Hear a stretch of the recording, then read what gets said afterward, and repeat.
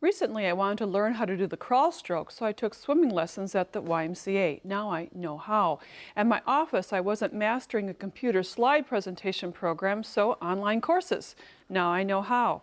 Not to worry, this program isn't about swimming or computers, yet it tells an obvious story. If you don't know how to do something, take lessons.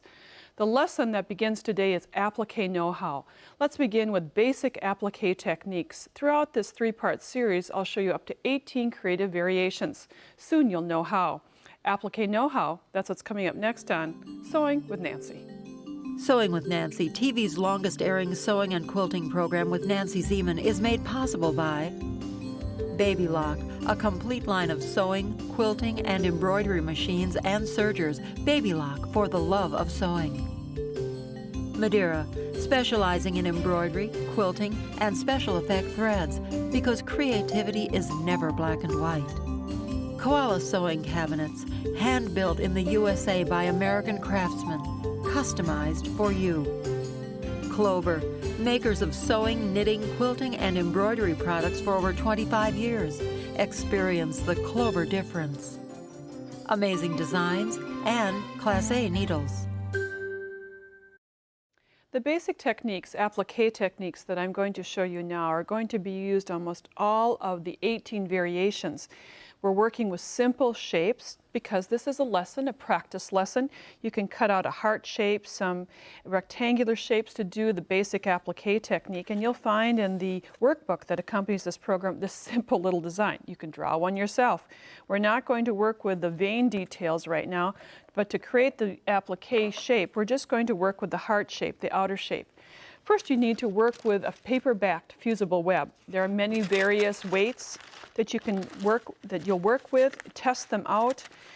You'll find your favorites. They basically all work the same. Paper on one side, fusible web on the other side.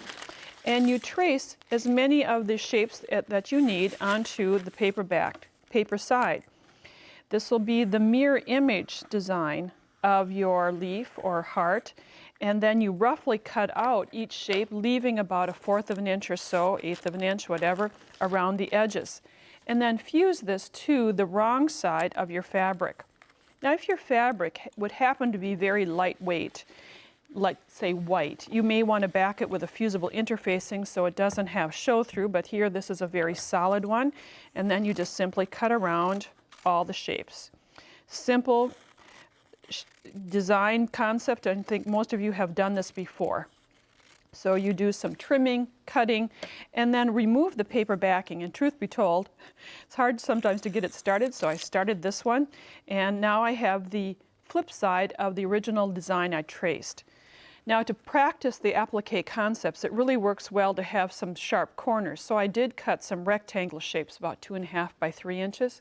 If we take a look at the table, rather than cutting rectangular shapes, I've fused the back totally of the fabric and then used a rotary cutter and ruler just to cut shapes, just to make it a little faster and more accurate. So I removed the paper backing after the cutting, placed it on your fabric, this design, and then cover with a press cloth and fuse.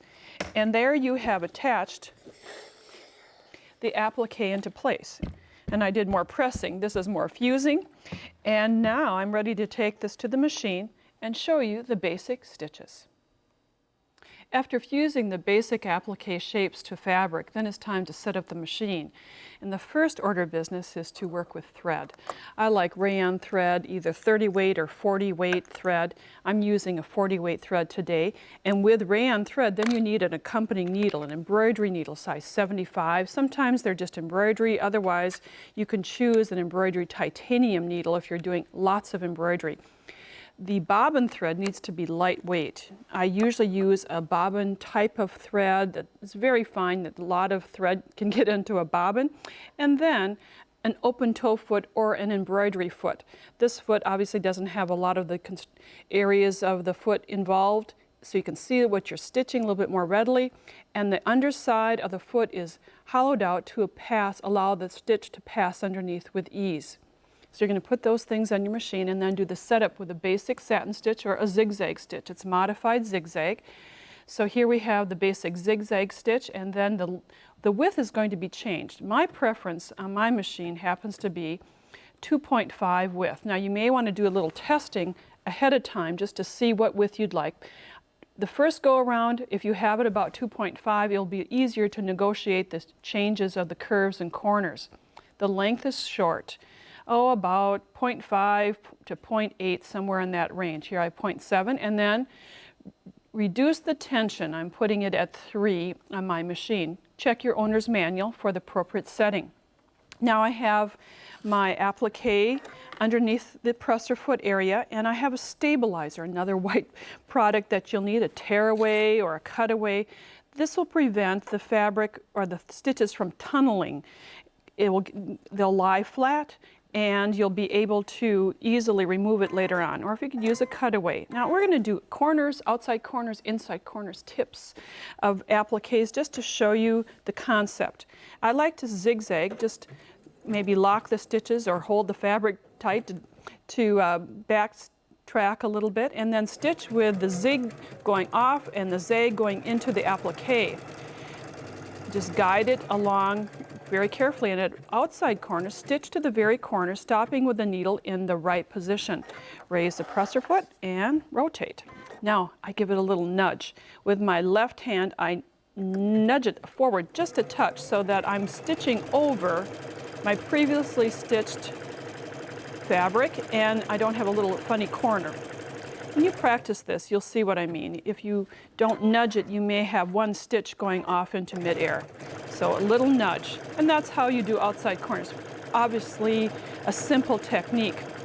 Now I'm going to stop here and cut the threads, and then show you inside corners and working with a very narrow tip as we have on this heart shape. Now I'm going to start the inside corner by stitching about 1/4 of an inch, starting about a stitch width inside the heart. If you can see, I'm inside rather than at the very edge. And you'll see that as I come around to the ending point. Now as I'm working with the outside curve, you're going to see my left hand working as a fulcrum, just kind of turning, gently sewing. If you have too wide of a stitch, it's going to be hard to get an even curve.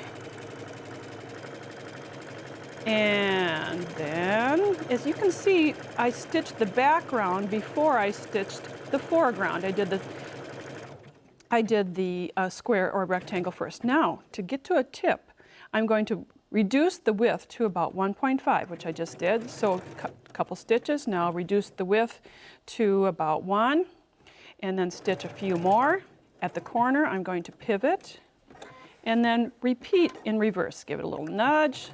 Stitch 2 or 3 stitches, increase it to 1.5, stitch 3 or 4 stitches, increase it to 2.5, and then sew. And now I'm getting to some other corners, and again that right hand works as that fulcrum and gently turning. It's really nice to have, let me get rid of this little thread tail here. Really nice to have short stitch length. And now I'm going to overstitch that inside corner, and I'm done. This is a perfect place to practice the technique. Perhaps you'll use these same applique shapes to get the basic applique mastered. Our simple applique motif changes from heart shape to a leaf design with the addition of delightful details. The transferring of the applique inner markings might seem tricky until you learn one of my favorite know-how techniques. You perhaps noticed that when I was tracing the initial design to practice that basic applique, that the applique design had some vein-shaped designs in the middle. That's the delightful details. So when tracing on the paperback fusible web, also trace, and I like to use a dark pen, the inner markings, whatever they may be. After you have cut out your, fuse the fabric, fuse the shape to your fabric, cut it out, and you're removing the paper, save the paper. Try not to tear it, and save this, because the last step will be, after satin stitching the outer edges, to place the mirror image design, the flip side of it, on top of the fabric. I'm going to pin it, slightly pin it in place so it doesn't shift, and do some markings. But before doing the markings with the machine, let's show you how to set it up. I have the machine set for a straight stitch, And since it's a straight stitch, I don't have to worry about the width. So the length I'm going to work with at the very short stitch length, about a 0.7, 0.6, whatever you may like. And then stitch over the design. The short stitch length will perforate the paper. And we will just do the marking, cut that section, and mark all the areas that you would like to have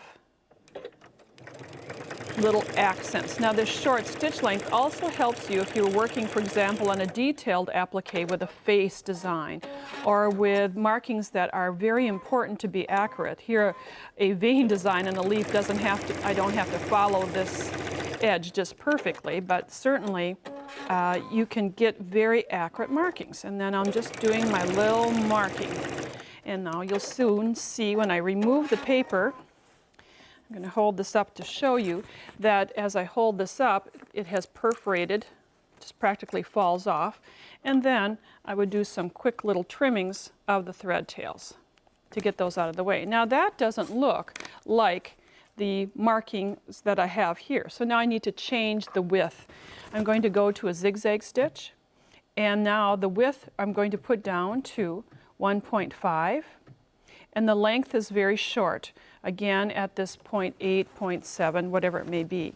I'm going to add a little bit more accent. I'm going to give this leaf a little tail or a stem. I guess it's not a tail. And then I'm just would stitch over my designs. And I'm not going to stitch all of them for you. I think you can get the idea. You just use that first marking as a guideline.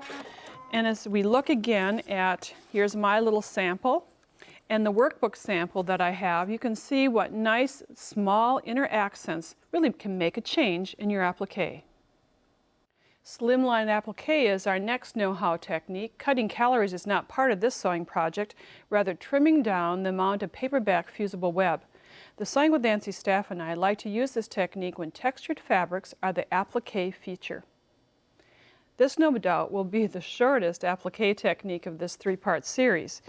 Yet it's very practical when working with textured fabrics, thick fabrics, where you don't want to use a lot of applique of the fusible web. You want to keep the texture, for example, of this seersucker. If you'd fuse it down with the applique, it just wouldn't work. So in working with this, we have traced the shape of the applique on the paperback web, then cut within the inside of the line, just trimming around the edges. Now again, we're working with a seersucker for this design, and we could definitely work with other fabrics, as I mentioned, blue clays or silks, or even fabrics that you didn't want to use a lot of webbing. This would work. You just make a window. You fuse the window after tracing or cutting around the outer edge. You simply just fuse it on. That way the texture stays. And then, I think you can see where I'm going, we'll just remove the web. And it just gives a touch of positioning. All that webbing is doing in the first place is to position. So now when positioning this, I'm just going to use the tip of the iron. I'm not going to flatten the texture. Just press along the edges to fuse it into place. And then we can go along and do the rest of the stitching.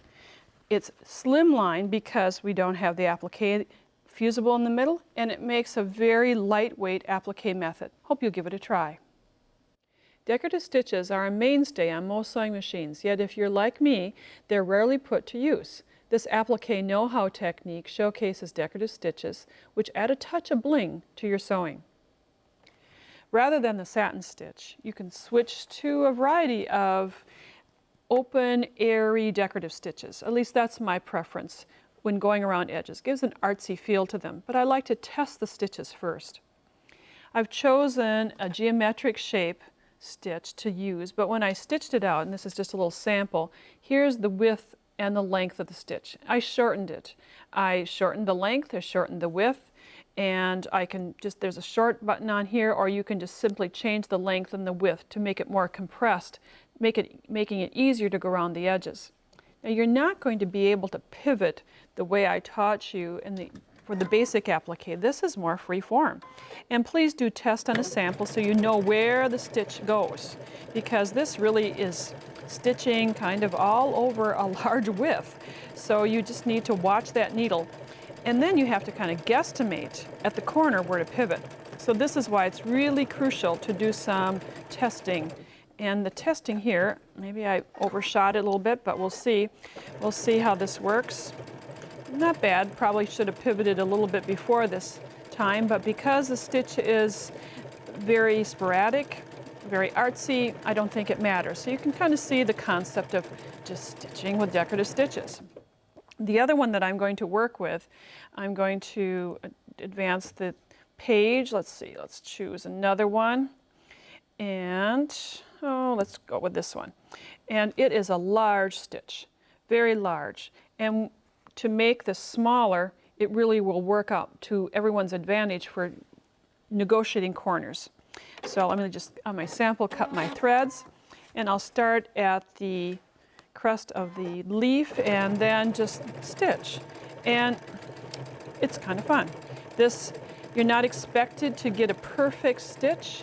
You're just expected to kind of cover the edges. By making specialty considerations of the stitch, as I've mentioned, open stitches, this helps you. And as I'm coming to this starting spot, let me get rid of my threads. Look a little bit better. Whoop, I guess that one's there to stay.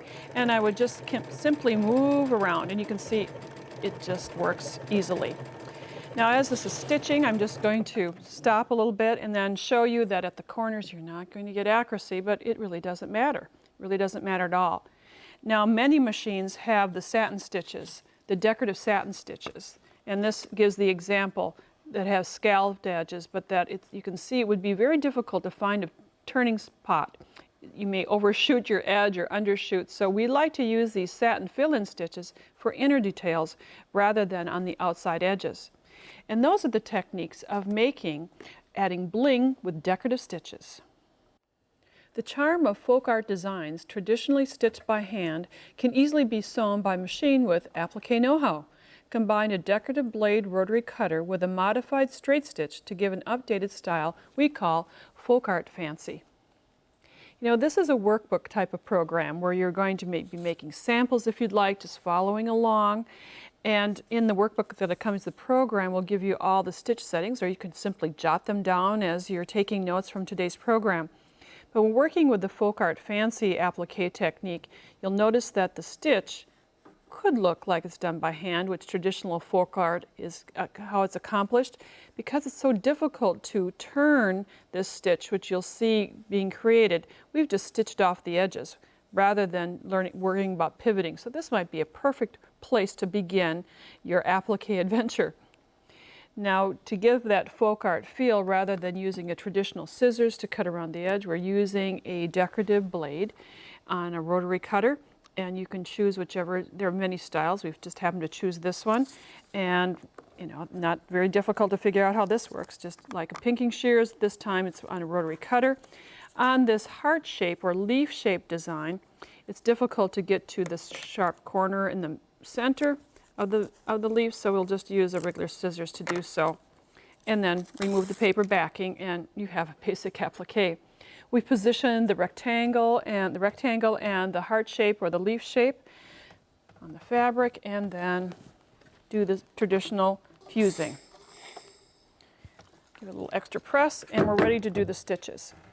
Now, to set up the stitching, I'm going to show you kind of some modified stitches.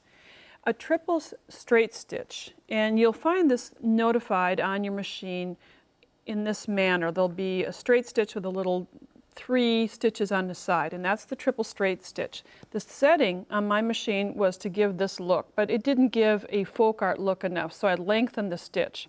I lengthened the stitch down I would lengthen it to about 3.5, 4.0. And all this is just using the straight stitch and letting it stitch forward and back, forward and back, forward and back, and then cutting the threads. And then you'll have to lock the threads, and then flip it, and then make a crosshair instead of pivoting. It doesn't get much simpler than that. So after you've done all the stitches around the edges and including the inner details, you'll have a charming folk art applique.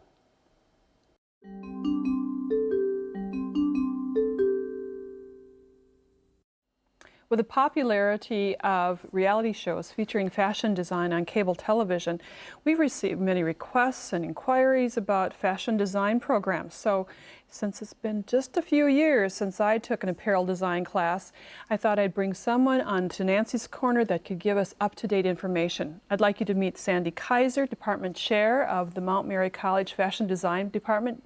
Welcome, Sandy. Thank you. You know, fashion design is not just learning to sew, working with fabric, it's a lot more. It is so much more. There are many skills that you have to know, from sewing and fitting to pattern making and numerous computer programs. And it's a little bit different than for those of us who sew. We choose probably the pattern first, then we look for the fashion and color. But in a designer, industry, they really need to start with the color. Colors take a while to be matched, one fabric to another. The fabric color, the dye has to match with the standard. and they do a little palette and little sample. We start the collection by theme, and those colors come out of that theme. They also reference various forecasts that, designers read. And then the next step would be to look at fabrics and trims. You really need to design with your fabrics in mind. Each season, knits may be bulky or very thin. Same with fabrics. You may have a solid season or a plaid season, and so you start with fabric. Then after the colors decided, fabric and trim, then the sketch. And the sketch has a funny name. It's called croquis. And they always look so elegant. They look elegant because they're elongated. A normal figure is 8 heads high, and the croquis sketch is usually 12 heads, and some designers design them even taller. That's why the illustration always looks so much better in it than we do. That's right.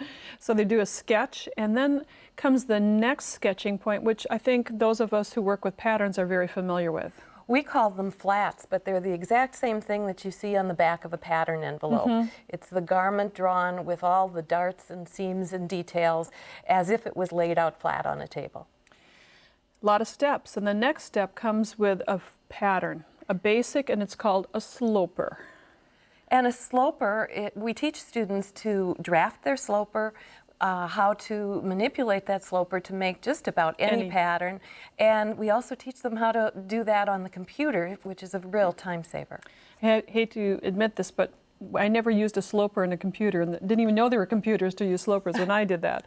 But that's a very excellent way of getting all the design changes done quickly. Absolutely, and speed is the name of the game in product development these days. Now, you're working with students that will be product developed for ready to wear, but if they were in the pattern industry, they'd follow many of the same processes. Absolutely. So then after doing this, then there's specialties that your students work with. Once they learn their basic skills in the first 2 years of our program, then they have the opportunity to work in collections classes and really pursue their own interests. They can try out lingerie. We have a leather class, evening wear, special occasion class, and even machine knitting. Well, obviously, in ready-to-wear, there are a lot of knits to contend with, so they have to learn all the variety of stitches and fabrics, the compatibility. And gauge. Now, you mentioned that not all fashion product development people work in California or New York. Well, today, much of our apparel is designed by retailers, and so the design process very often starts wherever the corporate office for that retailer is. So it can be anywhere around the country. Absolutely. And then to give your students, and I wish we would have had this, the opportunity to see a variety of styles, you take them on trips. In our program, they have the opportunity to go to Paris for a month every other year, or the opposite year, we take them to New York for a 5-day trip. And there are other opportunities to intern in London, in Peru, and of course other study abroad opportunities with the liberal arts part of their curriculum. And perhaps I could enroll again. That's the beauty of teaching. I've made sure that I've gotten to go along on some of these trips. Well, Sandy, thank you for sharing with us and for sharing us with how someone who has an interest in sewing and apparel, how they can expand understand and learn more. Appreciate you being with us. Thank you. It's been my pleasure. And if you'd like to learn more about this, please go to sewingwithnancy.com, click under Nancy's Corner, and then you'll find information that Sandy has prepared and a link to the college that she works with. Thanks for joining us on this first program of Applique Know-How. It's going to be a 3-part series, so next time I'll be showing you some interesting stitch variations, just practicing applique. It's a lesson, 3-part technique lesson program. I really appreciate you joining me. Bye for now. Nancy's fully illustrated Applique Know-How workbook includes laminated instructions for all the techniques featured in this 3-part series. It's $19.99 plus shipping and handling. To order the book, call 800-336-8373 or visit our website at sewingwithnancy.com/2314. Order item number BK2314, Applique Know-How. Credit card orders only. To pay by check or money order, call the number on the screen for details. Visit Nancy's website at sewingwithnancy.com for more information on this program. Sewing with Nancy, TV's longest airing sewing and quilting program with Nancy Zieman, is made possible by Baby Lock, Madeira Threads, Koala Cabinets, Clover, Amazing Designs, and Classe Needles. Closed captioning funding provided by Rowenta.